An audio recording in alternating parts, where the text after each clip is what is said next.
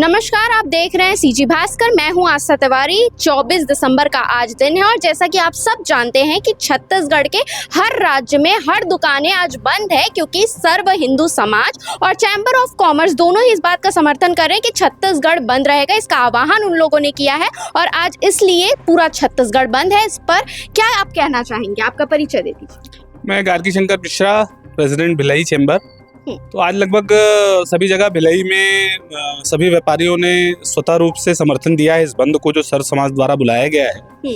और कल भी उसको लेकर लगातार सभी संगठनों से हमारी बातचीत चल रही थी, समर्थन मांगा गया, जिसको हम लोगों ने नैतिक रूप से समर्थन देते हुए व्यापारियों से अपील की, क्योंकि लगातार कई मामलों में अशांति का वातावरण निर्मित हुआ धर्मांतरण को लेकर। और ये लगातार हम लोगों को देखने आ रहा है कि छत्तीसगढ़ की संस्कृति और जो यहाँ सद्भाव है उसको बार बार इफेक्ट हो रहा है, उन चीज़ों को लेकर उस पर असर हो रहा है।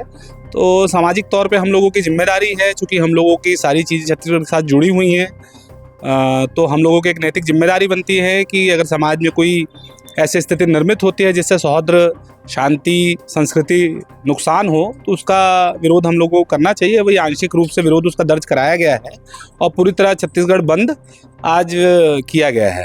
यानी शाम तक भी दुकानें नहीं खुलेंगी?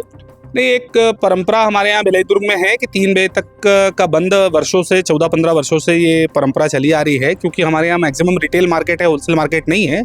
और 3 बजे तक का बंद पूरे बाजारों में स्वर्थ रहता है। उसके बाद विवेक के आधार पर आधारित रहता है, जिसका जैसा विवेक वैसा निर्णय ले लेते हैं जी।